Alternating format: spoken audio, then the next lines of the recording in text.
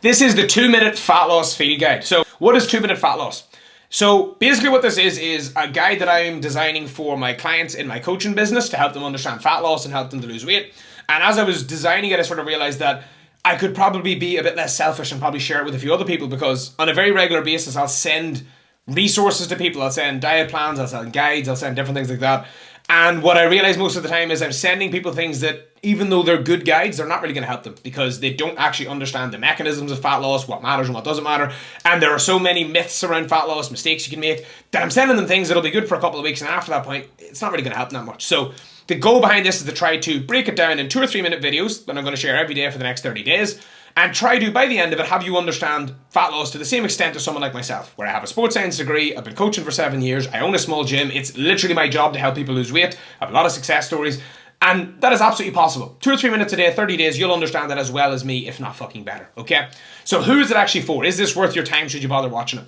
So if you've ever tried counting calories, and you hated it, you were confused, you didn't know how to scan the barcodes, you didn't know how it worked, or if you tried counting calories and you said it didn't work for you, which, by the way, if you did that and it didn't work, it was because you were doing it wrong. I hate to break it to you.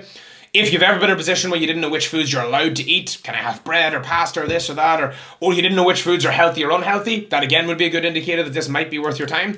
If you've ever tried any fad diets, so that would be the likes of, keto, Slim and World, Weight Watchers, carnivore, again, you may sort of question why I'm saying those things are fad diets, because they are fad diets. They're very restrictive diets. They don't really work in the long term, statistically speaking, and they're just not great. So if you've been someone who's lost and regained the same weight over and over again, that would be an indicator that you may want to spend 2 or 3 minutes a day for the next while looking at this.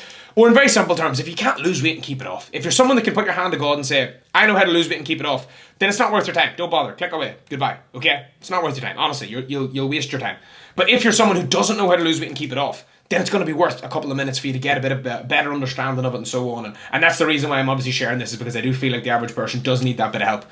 So if I could give you the benefit of fat loss in a pill form, or in the modern world now, an injection form, I could sell it to you for thousands, which is exactly what's happening right now with the likes of Ozempic and different things of that nature.